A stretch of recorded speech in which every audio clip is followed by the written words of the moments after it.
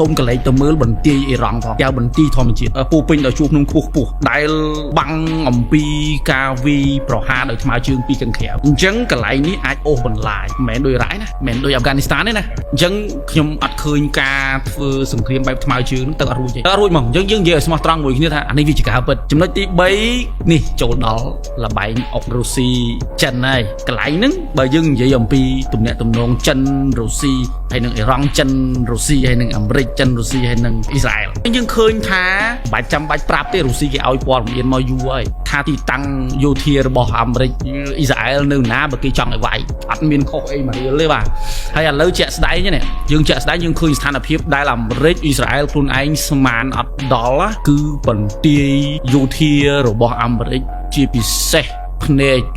ដើម្បីចាប់មីស៊ីលនឹងខ្ទេចច្រើនកន្លែងមែនទែនដែលជាការខូចខាតដ៏ធំធេងបាទជាការខូចខាតដ៏ធំធេងដែលអាហ្នឹងគេបងពុនក្រុមបងពុនដោយពួកប្រទេសអ្នកមានទាំង6ណា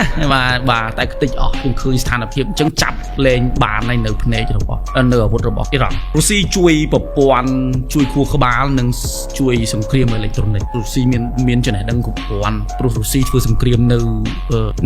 អ៊ុយក្រែននេះគឺវាចែកច្អន់អំពីបច្ចេកទេសបច្ចេកវិទ្យារបស់ NATO គាត់ឃើញអស់ភ្លាមមានន័យថា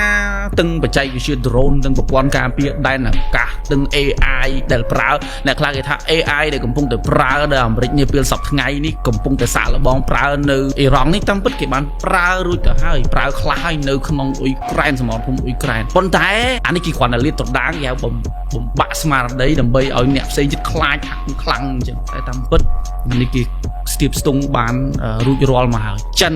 នៅក្នុងពេលនេះគឺកំពុងតែច្រឡាច់នៅប្រព័ន្ធហិរញ្ញវត្ថុហើយនឹងការទិញប្រេងតាមផ្លូវសម្ហោចគឺដោះដូរតាមរយៈអ៊ូស្បេគីស្តាន